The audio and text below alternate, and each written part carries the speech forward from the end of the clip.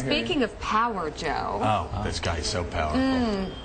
He really is. Might be the next Republican nominee for president of the United States. Look, he looks kind of presidential. Let's see if he smiles. Okay. Can he smile?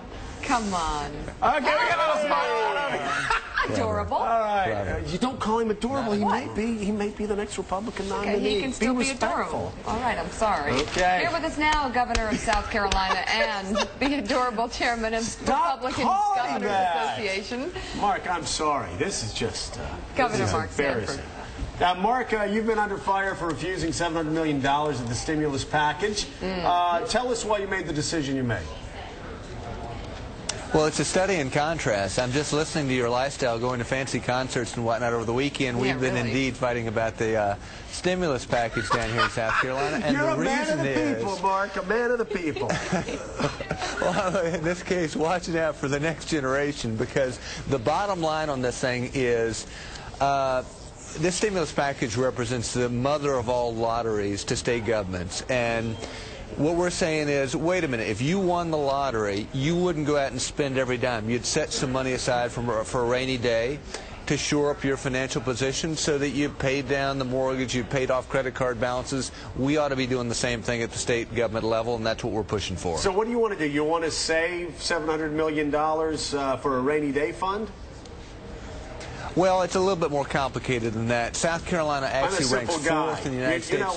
You know I'm simple, Mark, so keep it simple for me. We're fourth in the United States of America in what we allocate to debt service. So a full 11% of what we spend every year goes to bond holders and to interest payments in New York and Zurich rather than school teachers and rather than health care in South Carolina. And what we've said is, you know, this would pay tremendous dividends, $168 million alone in just the first 2 years, and dividends over time. So we're just saying, if this financial storm lasts more than 24 months, it would make a whole lot of sense to have gotten our financial ship of state a bit stronger in riding out the storm that may be before us. Donny Deutsch is here. Speaking of lifestyles of the rich and famous, he has a question for you. Governor, you know, ideology is all great, but let's pretend I'm a dad and I'm living in South Carolina. A lot of that money is earmarked for education, and if you don't take that money because of your point of view, and my kid, there are less teachers, and the tuition for the state schools go up, and their education is really affected. This is not just in theory, this is reality. What do you say to me as a dad, and I'm worried about my kid in a state that has very poor education records? Yeah, but here's the bottom line, and what this tug-of-war is really about is reform within South Carolina.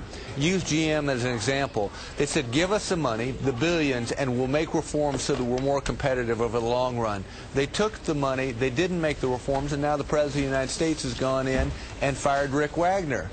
And so what we're saying is, wait a minute, it's only in these kinds of economic times that you can make the changes that are essential, frankly, to South Carolina becoming more competitive. So our view is, no, we could make some changes that created the dollars that could then be allocated to education and other things. This is not about the education system not getting the money. It's a question of where is it going to come from. We think it'd be far better to come from other reforms that have been long overdue in South Carolina. Governor, no, it is going to go to education. And once again, if my kid is in a class and now instead of 30 kids, there's 60 kids, this money is going directly to education. So tell me why it is not better for me as a citizen of South Carolina and for my children to get this money.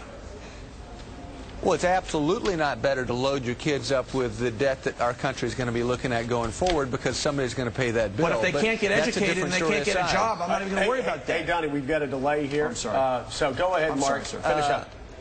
So I guess the simple message would be this. I agree with what you're saying with regard to education. It is critical to anybody succeeding in the 21st century. The question in South Carolina that is currently being debated, and I suspect in other states as well, is do we take this huge windfall and simply spend it all, or do we leave some pressure within the boiling pot so that we make reforms that have been long overdue so that that money can then be put into education and other things? That's what this debate at the end of the day is really all about. Donny, what's wrong with that? Shouldn't we set aside a little bit of money? Well, I want to say, but let's pretend, real life stuff. You live there, and you got a kid who's in the 4th grade, and the governor of your state is saying, you know, I'm worried about my deficit 10 years from now, so... It's not his deficit.